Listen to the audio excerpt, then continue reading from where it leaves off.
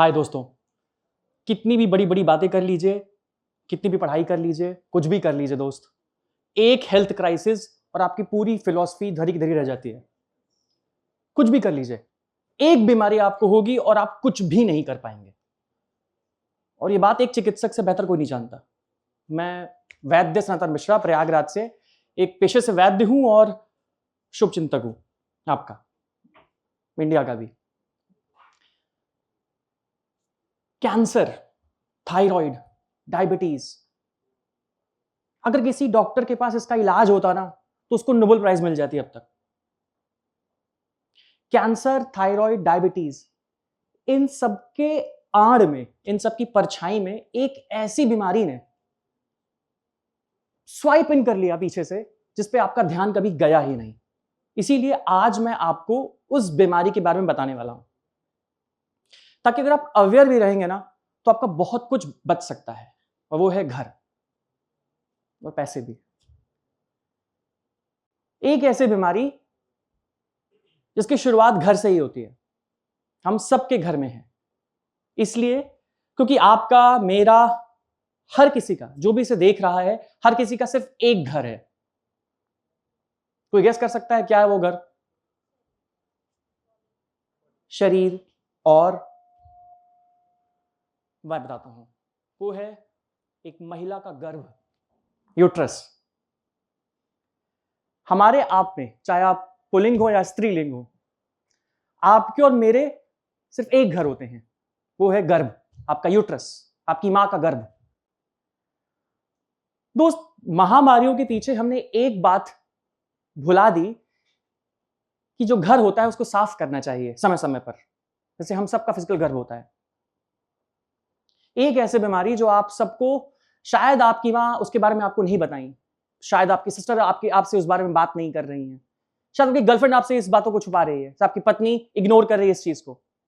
इसीलिए आप अगर पुरुष हैं तो इस पूरी बात को बहुत ध्यान से सुनिएगा, और स्त्री हैं तो और ज्यादा ध्यान से सुनिएगा, क्योंकि मैं बात कर रहा हूं गर्भ दोष की, गर्भाशय से संबंधित जितने भी विकार होते हैं उनकी। क्योंकि आज आपको जितनी भी बीमारियां हैं उसका बहुत कुछ निर्णय हो चुका था आपके मां के गर्भ में। जी हां दोस्त, आयुर्वेद कहता है कि आज आपको जितनी भी बीमारियां मैनिफेस्ट हो रही हैं वो सब कुछ 9 महीने के टाइम पीरियड पे लिख गई थी। अगर वो 9 महीने का पीरियड के बारे में आपकी मां को अच्छे से बताया गया होता, समझाया गया होता, तो शायद बहुत सी बीमारियां टल सकती थी। इम्यूनिटी कोई बॉडी ऑर्गन नहीं होता दोस्त कि मेरे पास है और आपके पास नहीं है। इम्यूनिटी एक स्टेटस होता है, एक हेल्थ का एक स्थिरता होती है। यही इम्यूनिटी डेवलप होती है उस सिर्फ 9 महीने में। जब तक इसकी इंपॉर्टेंस आप नहीं समझेंगे तब तक आप अपने आप को बचा नहीं सकते। शायद कोविड से बच जाएं, शायद आपको कैंसर ना खत्म करे, पर अगर आपने अपने आप को इस बारे में अवेयर नहीं किया, आपके घर में बीमारी जरूर एंटर करेगी, जिसे आप बोलते हैं फाइब्रॉइड, एंडोमेट्रियोसिस, पीसीओएस, पीसीओडी। तो इन सब का घर एक है, गर्भ। चलिए आपको आपके शरीर से दूर ले चलते हैं, और बहुत दूर ले चलते हैं। असल में सौरमंडल की यात्रा करते हैं।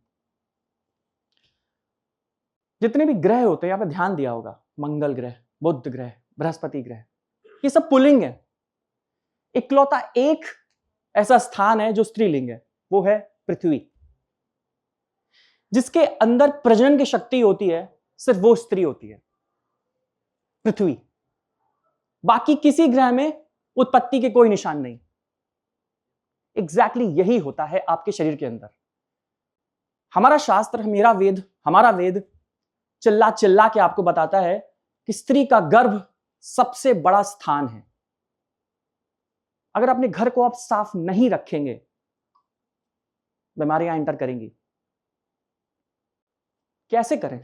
समस्याएं तो बहुत हैं, समाधान क्या है? दोस्त, बीमारी का आप कोई भी नाम दे सकते हैं, किसी भी भाषा में बुला सकते हैं, मैंडेरिन में, तमिल में, मराठी में, हिंदी में, किसी भी भाषा का प्रयोग कर सकते हैं। अलग अलग फिलॉसफीज, अलग अलग स्कूल ऑफ थॉट्स आएंगे आपको बताने के लिए कि आपको ये बीमारी है, आपको ये बीमारी, इसमें आप ये कीजिए, इसमें ये एंटीबायोटिक्स, में ये स्टेरॉइड्स। दोस्त, at the end of the day आना पड़ेगा तो आपको आयुर्वेद की छत्र पे, क्योंकि Ayurveda is the mother tongue of nature. प्रकृति की मातृभाषा है आयुर्वेद।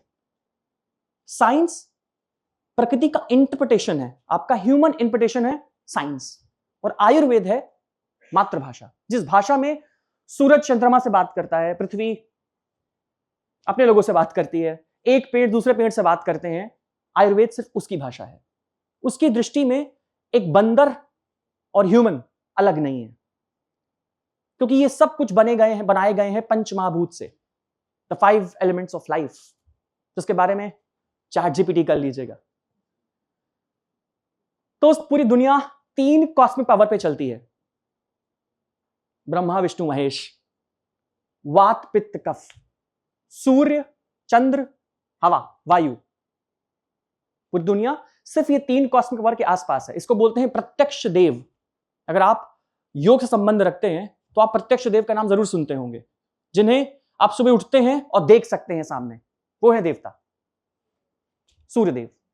सोते वक्त जब आप जा रहे होते हैं तो खिड़की के बाहर जो दिखते हैं चंद्रमा, और जो बाइक चलाते वक्त आपके हवा में लग रही होती है, मुंह पे लग रही होती है, वो हवा, जिसे आप महसूस कर सकते हैं, देख सकते हैं, उसे बोलते हैं प्रत्यक्ष देव। आयुर्वेद कहता है एक सिद्धांत और भी है, जो कुछ बाहर है एग्जैक्टली वही कुछ आपके अंदर है। तो बाहर तो सूर्य है, तो आपका सूर्य कहां है? दोस्त, आपका सूर्य है आपकी नाभि। आपकी नाभि, जी हां दोस्त, जिस नाभि से अपनी मां से आप कनेक्टेड थे गर्भ में। अगर आपके नाभि से कोई ऐसी वस्तु पास ऑन हुई है जो आपके शरीर में नहीं जानी चाहिए थी, आपका सूर्य खराब रहेगा, आपका पेट सही नहीं रहेगा। चंद्रमा, मन, पानी। आप एक वाटर बैग में रहते हैं और आप सबने देखा होगा, सबने पढ़ा होगा कि moon works on the gravitational pull. चंद्रमा ग्रेविटेशनल पुल पे काम करता है, जिससे टाइड्स आते हैं, हाई टाइड्स आते हैं, लो टाइड्स आते हैं।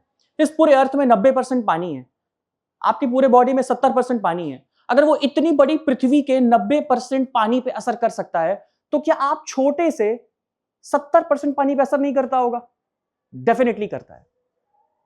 इसीलिए आपके जितने बॉडी फ्लूइड्स हैं चंद्रमा, आपका मन चंद्रमा, और वायु आपका एक्शन, आपकी क्रियाएं, आपके हाथ पांव, आपकी जुबान, आपकी वाणी। एग्जैक्टली इसी तरीके से अगर आप एक दूषित वायु में रहेंगे, आप पर आपकी वाणी पे असर आएगा, आपके हाव भाव में असर आएगा। अगर आप दूषित पानी के साथ रहेंगे, आपके हाव भाव में असर आएगा। आपका सूर्य, आपकी नाभि, आपका पेट, आपकी अग्नि, आपकी जठर अग्नि अगर वीक रहेगी तो आप कुछ भी एसिमिलेट नहीं कर सकते हैं। आप आंसर तलाशते रहेंगे पर आपको कभी आंसर नहीं मिलेगा।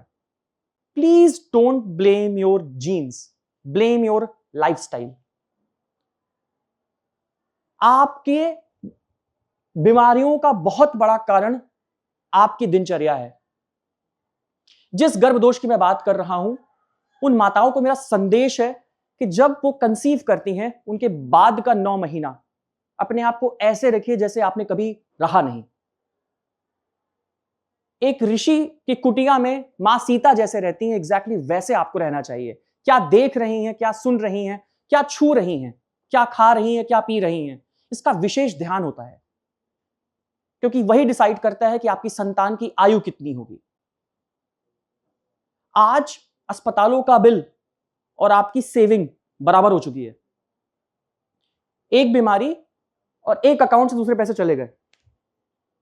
इस पूरे मार्केट में हम सब एक कमोडिटी हैं। मैं एक चिकित्सक हूं, एक अस्पताल का ओनर हूं, फिर भी यह बात एडमिट करता हूं, आपके बीमार होने में हमारा फायदा है। That is very sad. इसीलिए अपने आप को जितना एजुकेट करेंगे, जितना टीच करेंगे, तभी ट्रीट कर पाएंगे। भारत बहुत डेवलपिंग नेशन है, यहां पर किसी एक चिकित्सा प्रणाली पर आप जोर नहीं दे सकते।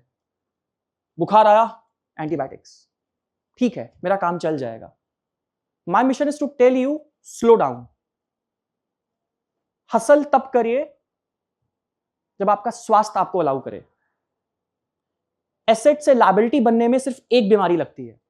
अपने आप को जितना आप स्वस्थ कर सकते हैं उतना करिए, तभी आप बेहतर सोच पाएंगे, बेहतर कर पाएंगे और इस देश के प्रति अपनी जिम्मेदारियां निभा पाएंगे।